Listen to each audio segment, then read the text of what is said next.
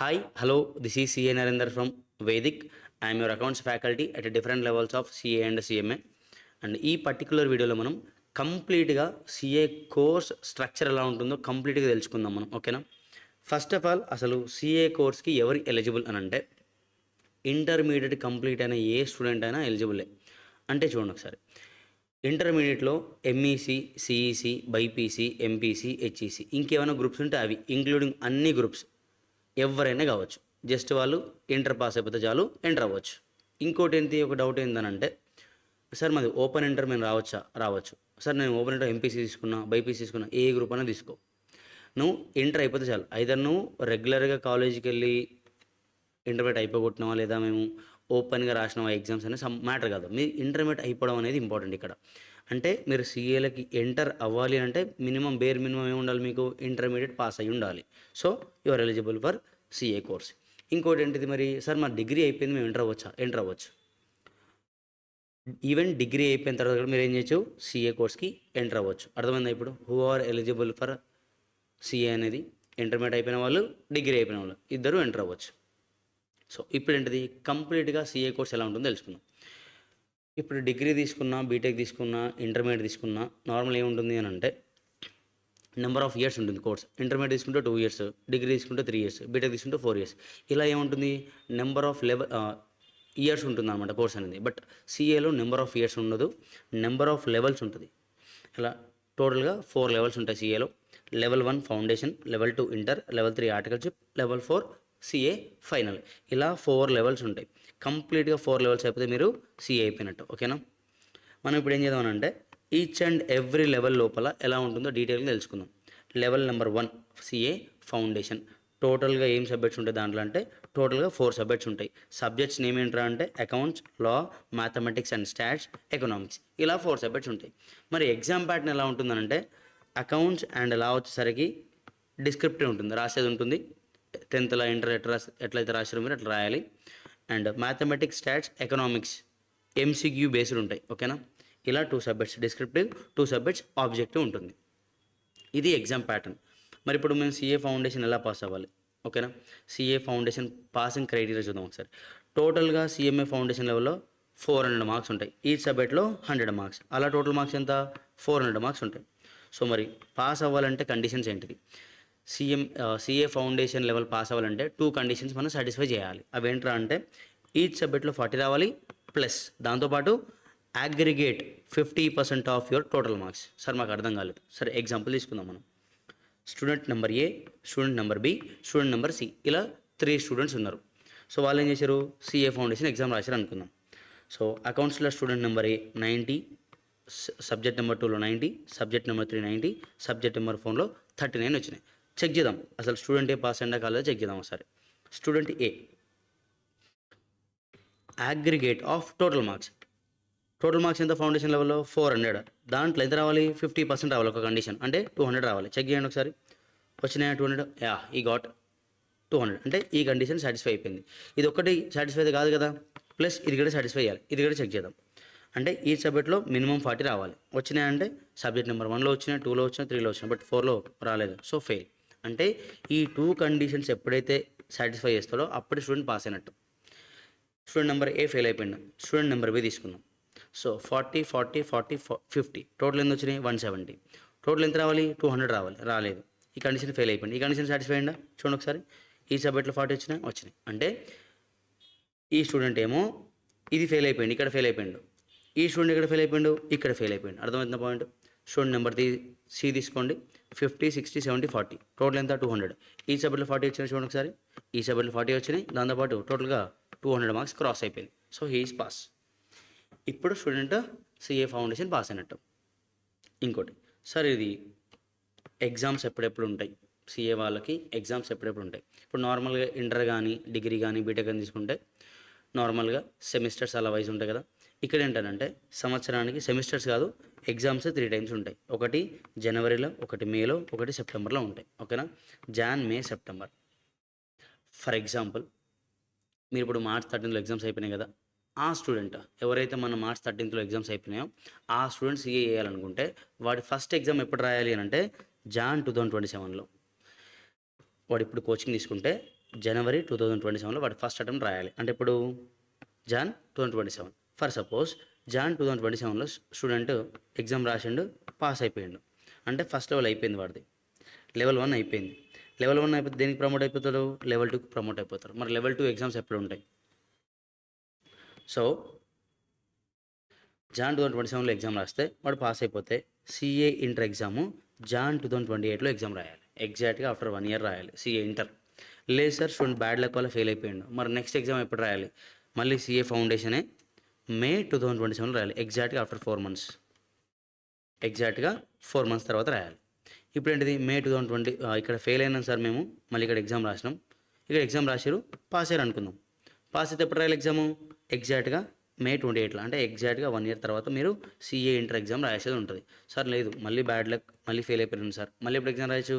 మే 2027లో ఫెయిల్ అయితే సెప్టెంబర్ 2027లో ఎగ్జామ్ రాయొచ్చు. ఓకేనా సార్? మేము సెప్టెంబర్ 2027లో సిఏ ఫౌండేషన్ రాసినాం సార్, పాస్ అయిపోయినాం. మళ్ళీ ఎప్పుడు రాయొచ్చు ఇంటర్మీడియట్? ఎగ్జాక్ట్గా 1 ఇయర్ అంటే సెప్టెంబర్ 2028లో మీరు మళ్ళీ ఎగ్జామ్ రాసుకోవచ్చు సిఏ ఇంటర్ ఎగ్జామ్స్.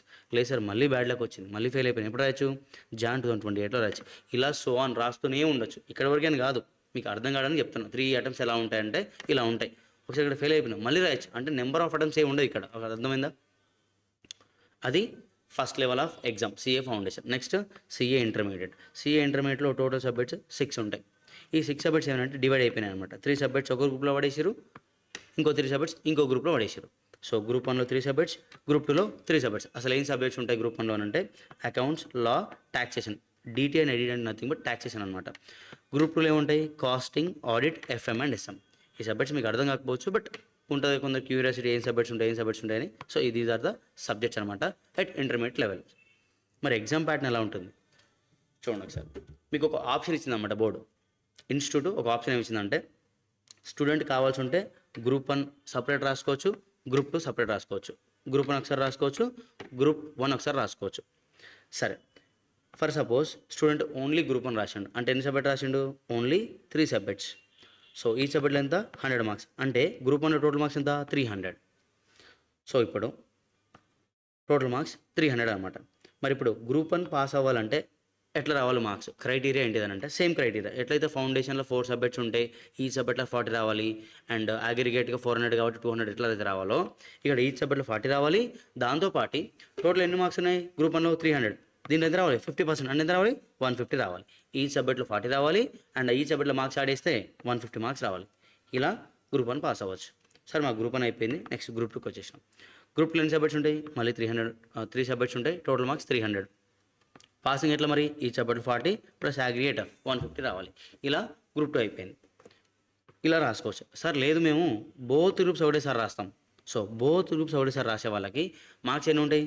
600. ఎందుకు? 6 సబ్జెక్ట్స్ కాబట్టి. సో మరి ఎలా పాస్ అవ్వాలి? ఈ సబ్జెక్ట్లో 40 రావాలి, అండ్ టోటల్ మార్క్స్లో 50% అంటే 300 రావాలి. ఎగ్జాంపుల్ తీసుకుందాం మనం దీనికి. స్టూడెంట్ ఏ ఉన్నాడు, స్టూడెంట్ బి ఉన్నాడు. స్టూడెంట్ ఏ బోత్ గ్రూప్స్ రాసిండు, స్టూడెంట్ బి బోత్ గ్రూప్స్ రాసిండు. స్టూడెంట్ ఏకి గ్రూప్ 1లో 40, 50, 40 వచ్చినాయి. గ్రూప్ 2లో 60, 70, 50.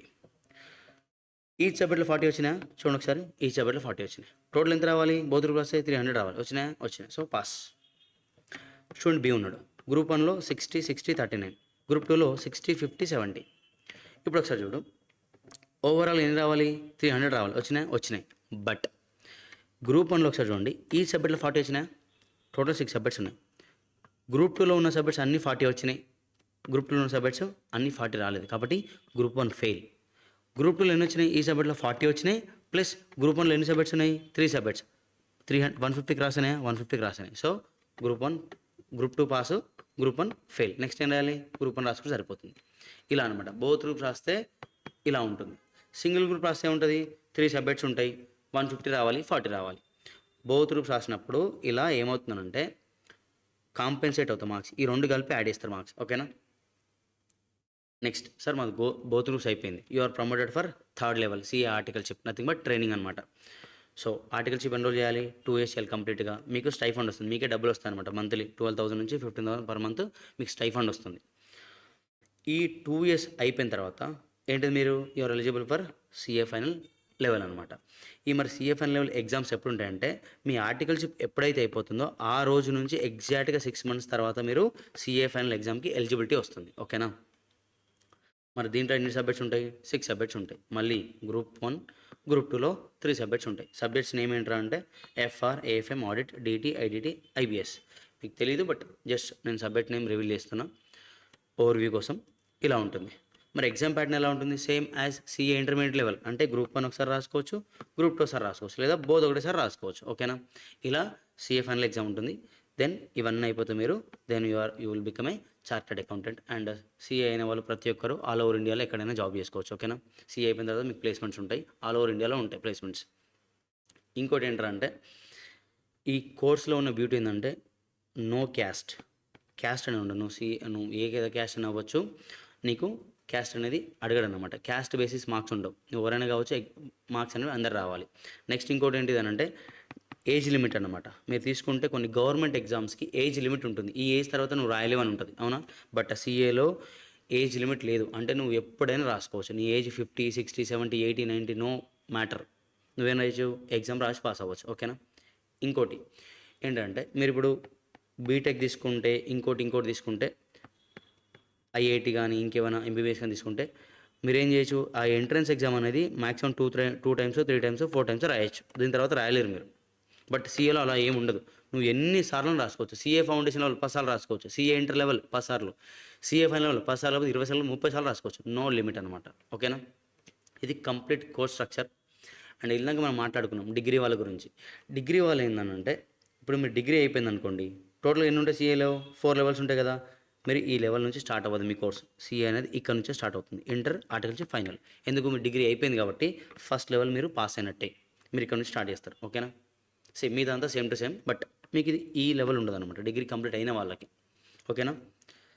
ఇది కంప్లీట్ కోర్స్ గురించి. Thank you all.